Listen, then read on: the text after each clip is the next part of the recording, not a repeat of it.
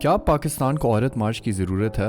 بڑی مخالفت کا سامنا کرنا پڑتا ہے ہر سال عورت مارچ کو۔ عورت مارچ کی مخالف کہتے ہیں کہ عورت کو سارے حقوق مل تو رہے ہیں پاکستان میں، یہ بس ایک بیرونی سازش ہے جو پاکستان کا فیملی سسٹم خراب کرنا چاہ رہی ہے۔ اصل میں پوری دنیا چاہتی ہے کہ وہ پاکستان کو توڑ دے کیونکہ وہ پاکستانی سوسائٹی سے جلتے ہیں۔ میں امید کرتا ہوں کہ ایک دن آئے گا جب بیرونی طاقتیں پاکستان سے جلیں گی، لیکن وہ دن ذرا دور ہے ابھی۔ مجھے لگتا ہے کہ عورت مارچ بڑی ضروری ہے پاکستان کے لیے۔ یہ ویڈیو آپ کو بتائے گی کہ میں ایسا کیوں سوچتا ہوں۔ میں ایک مثال سے شروع کرتا ہوں۔ سوچئے کہ آپ ایک سوسائٹی میں ہیں جس میں آپ کو کھانا نہیں ملے گا اگر آپ میتھ کے سوال بیٹھ کے سالو نہ کریں۔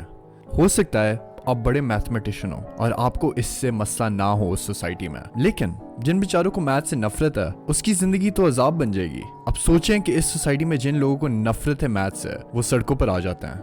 جواب میں میتھمیٹیشنز کہتے ہیں مسئلہ کیا ہے بھائی، سارے حقوق آپ کے پورے ہوتے رہیں، ضرور یہ ایک بیرونی سازش ہے ہمارے نظام کے خلاف۔ جنہیں اس سوسائٹی میں میتھ کا شوق نہیں ہے ان کی کیا غلطی ہے؟ اگر کسی کو تاریخ یا لٹریچر یا کیمسٹری پڑھنی ہے کھانا کمانے کے لیے سوسائٹی میں تو وہ کیوں نہیں کر سکتے؟ تاریخ پڑھنے سے میتھ ختم تھوڑی ہو جائے گی، لیکن جو میتھمیٹیشنز ہیں انہیں لگتا ہے کہ اگر کوئی اور دوسرا سبجیکٹ پڑھے گا ان کی روزی روٹی ختم ہو جائے گی۔ ہنسی آئی نا تھوڑی؟ اب ذرا اور ہنستے ہیں۔ سیمون ڈے بووا اپنی کتاب سیکنڈ سیکس میں کہتی ہے کہ عورت کا جو ایسنس ہوتا ہے، یعنی عورت جو بس ہے، وہ ایک جھوٹی کہانی ہے جو مردوں نے سوسائٹی کے اوپر ڈال دی ہے۔ اس کہانی کو آپ The Myth of the Eternal Feminine کہہ سکتے ہیں۔ اس کی مثالیں اس طرح کے جملوں میں ملتی ہے: عورت کو صاف ہونا چاہیے، عورت کی جگہ گھر پر ہے، عورت کو کچن میں ہونا چاہیے۔ ویڈیو میں اب آپ کو غصہ چڑھا ہوگا، یہ ہماری سوسائٹی کے خلاف ہے باتیں۔ آپ سوچ رہے ہوں گے اگر ہم ان ویلیو سے دور چلے جائیں گے تو سارا نظام خراب ہو جائے گا۔ آ جائیں آپ کے غصے کے بارے میں ذرا بات کرتے ہیں۔ یہ غصہ آ کہاں سے رہا ہے؟ بووا ہمیں اس کا بھی جواب دیتی ہے۔ وہ کہتی ہے میری انٹرپریٹیشن کے مطابق کہ ہر انسان کے اندر ایک چھپی ہوئی خواہش ہے کہ وہ اپنے آپ سے بہتر بنے اور بنتا رہے۔ مثال کے طور پہ اگر آپ بھاگتے ہیں یا کوئی کھیل کھیلتے ہیں تو آپ کی کوشش ہوگی کہ ہر روز آپ ایک بہتر پلیئر بنیں، کیونکہ اس سے آپ کو ایک قسم کی خوشی ملتی ہے۔ اس خوشی کے پیچھے انسان پوری زندگی بھاگتا ہے۔ شاید اس خوشی کو پورا کرنا آپ کی زندگی کا سب سے بڑا مقصد ہے، مجھے نہیں پتا۔ اگر اس خوشی کا ایکسپیرینس سب سے بہترین ہے دنیا میں، لیکن تو سب کے پاس اس خوشی تک پہنچنے کا حق ہونا چاہیے۔ بووا کہتی ہے مرد اس خوشی کے پیچھے ہی بھاگتا ہے صرف، جو ایک بری چیز نہیں ہے کیونکہ ہر انسان کو اس خوشی کے پیچھے بھاگنے کی خواہش ہے۔ مسئلہ صرف یہ ہے کہ مرد کو سوسائٹی سکھاتی ہے کہ تم نے کچھ بننا ہے، بڑا انسان بننا ہے، تم نے گھر چلانا ہے۔ اس طرح کے کاموں سے مرد اپنے آپ سے آگے بڑھنے کے موقع ڈھونڈ سکتا ہے، اور دوسری طرف عورت کو روکا جاتا ہے اس خوشی کے پیچھے بھاگنے سے، اور روکا گیا ہے سوسائٹی میں۔ ہماری سوسائٹی بنی ہوئی ہی اس طرح کہ مرد اپنی خوشی ڈھونڈ سکتا ہے اور سوسائٹی چاہتی ہے کہ مرد اپنی خوشی ڈھونڈے۔ اگر آپ کو یہ بات غلط لگتی ہے، جو غلط ہو سکتی ہے، ذرا باہر جا کر دیکھیں مرد کتنے ہیں سڑکوں پر اور عورتیں کتنی ہیں، پھر اپنے آپ سے سچائی سے پوچھیں باہر نکلے بغیر ایک انسان اپنے آپ سے آگے جا سکتا ہے؟ شاید گھر پہ بیٹھ کر بھی یہ سب کیا جا سکتا ہے، لیکن مجھے لگتا ہے کہ زیادہ تر لوگ باہر جا کر ہی اپنے آپ سے آگے جا سکتے ہیں۔ لیکن باہر جانے کی جگہ عورت کو پاکستانی سوسائٹی میں بس ایک تنگ گھر سے دوسرے تنگ گھر میں بھیجا جاتا ہے۔ لیکن بووا یہ بالکل بھی نہیں کہہ رہی کہ ٹریڈیشنل رولز کی جگہ ہی نہیں ہے سوسائٹی میں، بلکہ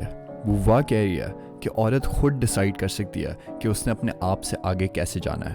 ہو سکتا ہے وہ سوسائٹل ویلیوز اپنا کر اپنے آپ سے آگے جائے، ہو سکتا ہے وہ کوئی اور ویلیوز اپنا کر اپنے آپ سے آگے جائے۔ تو پھر عورت کی مرضی ہے کہ اس نے اٹرنل فیمنن والی زندگی گزارنی ہے کہ کوئی اور۔ تھوڑا آگے چلتے ہیں۔ جب مرد اپنے آپ سے آگے نہیں بڑھ سکتا، ظاہر سی بات ہے اسے افسوس ہوگا، لیکن پھر بھی بووا کے مطابق اسے اس بات سے تسلی ملتی ہے کہ کم از کم عورت تو اس کے نیچے ہے، تو اگر وہ اپنے آپ سے آگے نہیں نکل پایا، کم از کم عورت بھی ہمیشہ اس سے آگے نہیں نکل سکتی۔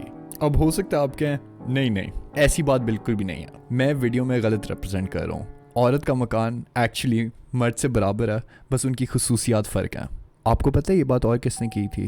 یہ جملہ اور کس نے بولا تھا؟ جم کرو نے کہا تھا کہ the blacks are equal but separate in status۔ جم کرو لاز نے ریشل سیگریگیشن کی تھی امریکی سوسائٹی میں، جہاں کالوں اور گوروں کو الگ کر دیا گیا تھا۔ کالوں کے پاس اجازت نہیں تھی ریسٹورنٹس میں جانے کی اگر گورا بولے کہ تم نہیں آ سکتے یہاں پہ۔ اگر آپ کو جم کرو سے مسئلہ ہے، آپ کو اپنے آپ سے بھی مسئلہ ہونا چاہیے، کیونکہ آپ وہی بات کہہ رہے ہیں جو جم کرو نے کہی تھی۔ اور تو اور बुवा कहती है कि कालों में कम से कम ब्लैक कॉन्शियसनेस तो थी, यानी उनके पास एक आइडेंटिटी थी गोरों के खिलाफ असर्ट करने के लिए। तो गोरे जितना भी उन्हें टोकते थे वो उन्हें कम से कम वापस टोक सकते थे। जब दो आइडेंटिटीज एक दूसरे से लड़ती हैं तो उनके बीच में हीगल के मुताबिक मास्टर स्लेव यानी मालिक गुलाम डायलेक्टिक शुरू हो जाता है। आसान लफ्जों में समझने के लिए सोचें कि गुलाम एक दिन मालिक बन जाता है और मालिक एक दिन गुलाम बन जाता है जब ये डायलेक्टिक शुरू होता है। इस डायलेक्टिक की एप्लीकेशन हमें अमेरिका में नजर आती है।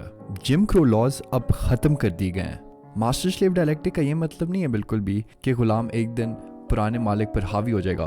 बस ये डायलेक्टिक दिखाता है कि पावर यानी ताकत बदल सकती है। पाकिस्तानी औरत के पास भी इस ताकत तक पहुंचने का एक तरीका होना चाहिए।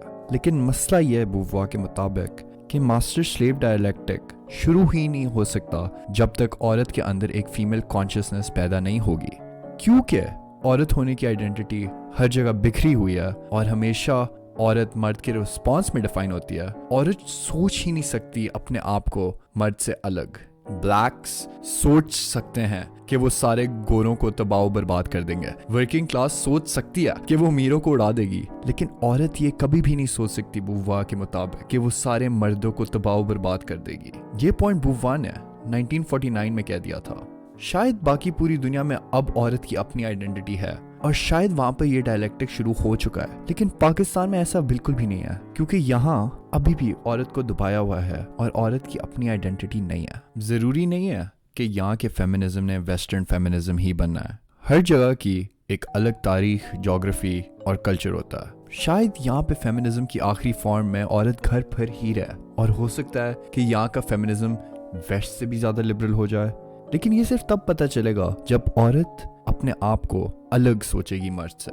औरत मार्च इसलिए बहुत जरूरी है क्योंकि ये एक बहुत जरूरी कदम है अगर औरत पाकिस्तान में अपने आप को मर्द से अलग या अदर करना चाहती है। जब हम मर्द औरत मार्च के खिलाफ निकलते हैं, हम सबूत देते हैं कि हम अभी तक अपने आप से आगे नहीं निकले और ना ही हम चाहते हैं कि औरत हमसे आगे निकले, क्योंकि मुझे नहीं लगता कि अपने आप से आगे निकलने में किसी को भी औरतों को नीचे दबाना होता है। मुझे नहीं पता कि बुवा सही है या गलत है, ये आप लोग ही बताएंगे, लेकिन मुझे ये जरूर पता है अगर औरत और मर्द दोनों के पास इजाजत हो सोसाइटी में अपने आप से आगे निकलने की, सोसाइटी बहुत ज्यादा मजेदार हो जाएगी, क्योंकि सब मर्द और औरत अपने आप से आगे बढ़ने में मसरूफ होंगे। इन हालातों में मुझे यकीन है कि पाकिस्तान में लोगों की जिंदगियां बड़ी खूबसूरत बन जाएंगी, क्योंकि हर कोई मिलकर सबकी खुशी के लिए काम कर रहा होगा। और फिर हमें सिर्फ मैथ नहीं पढ़नी होगी, बल्कि हम तारीख, पोइट्री, साइंस, खेल, सब चीज़ों को मिलकर साथ चला सकते हैं।